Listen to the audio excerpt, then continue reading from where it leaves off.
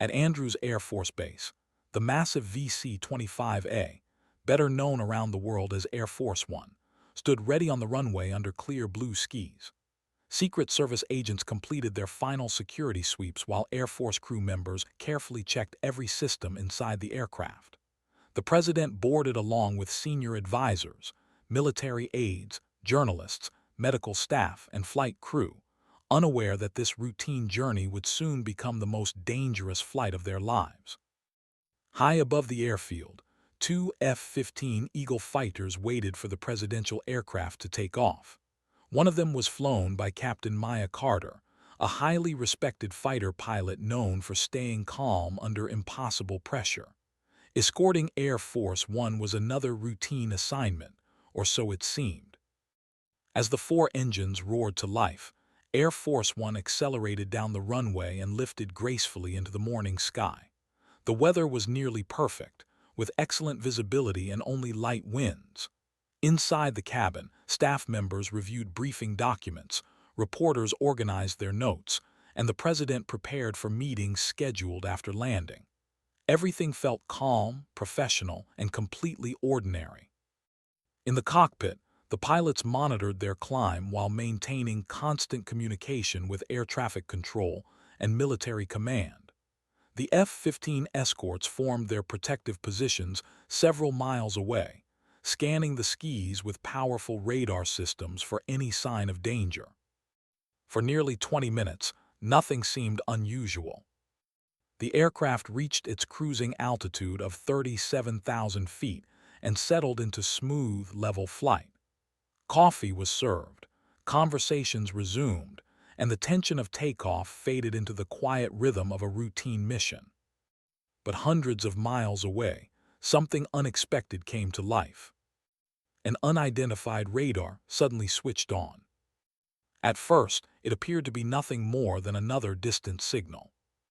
Then it swept across the sky once. Then again. Inside Captain Maya Carter's cockpit, a warning light flickered briefly before disappearing. She frowned, glanced at her radar display, and leaned closer to the screen. A few seconds later, the warning returned. Only this time, it wasn't searching.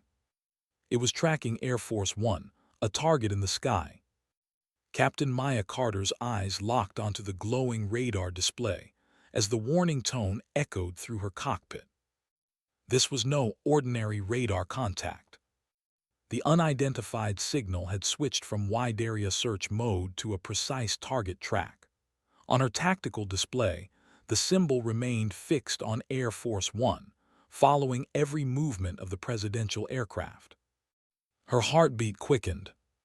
She immediately pressed the radio switch.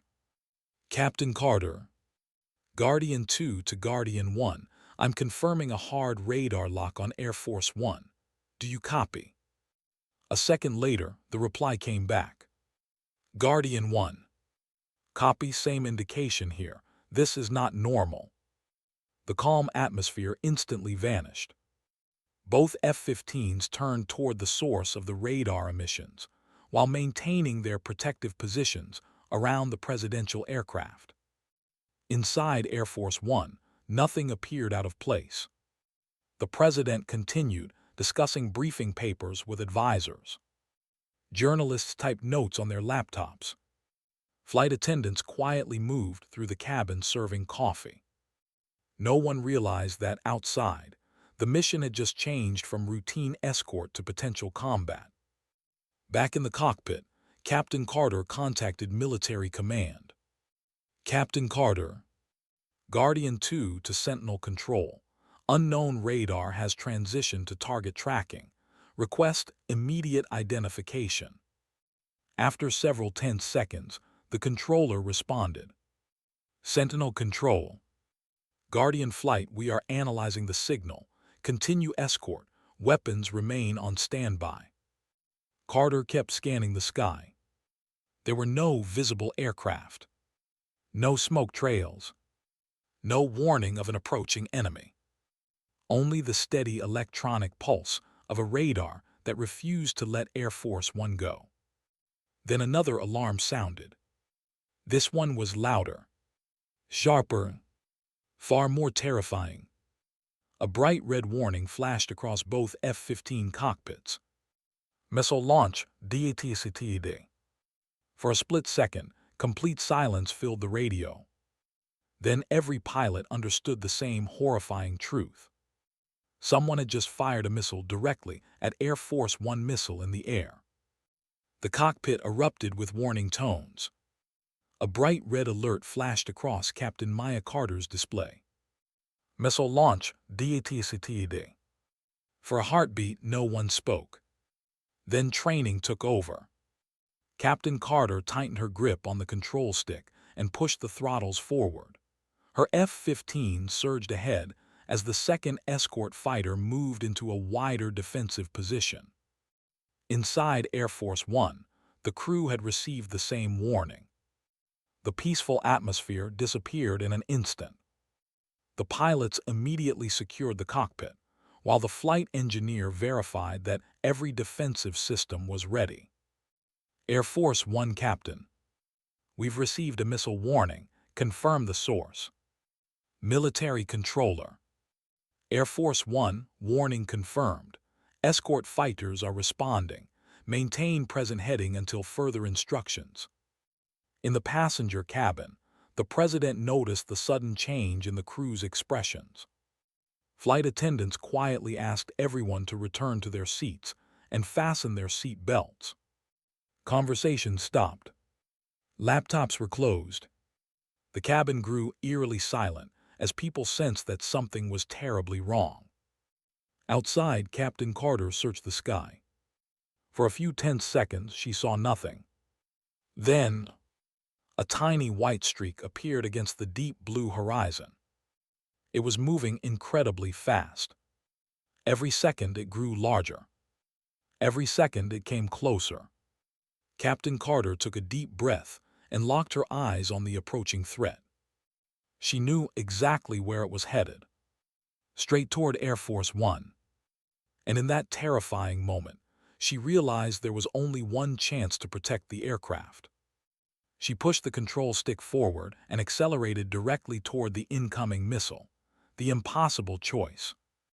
Captain Maya Carter's F-15 roared forward at full afterburner, closing the distance between herself and the incoming missile. The white streak grew brighter with every passing second. There was no time to wait for reinforcements. No time to debate another plan. The missile was on a direct course toward Air Force One. Inside the presidential aircraft, the cockpit remained calm despite the chaos unfolding outside. The captain kept the massive VC-25A steady, while the first officer monitored the warning systems. Every pair of eyes was fixed on the tactical display. Air Force One Captain: "Guardian 2, report your position." Captain Carter answered without taking her eyes off the target. "Captain Carter, I'm moving to intercept. Stay on your current heading." A brief silence followed. Then military command came over the radio. "Sentinel Control. Guardian 2, be advised, you are extremely close to the threat." Carter already knew. Her radar showed the missile closing at incredible speed. She could almost see its exhaust plume shimmering against the bright afternoon sky. The second F-15 pilot watched in disbelief. "Guardian 1. Maya, you're too close. Break away." She didn't respond. Her attention was completely focused on the missile. Every movement of her control stick had to be perfect. Every second mattered.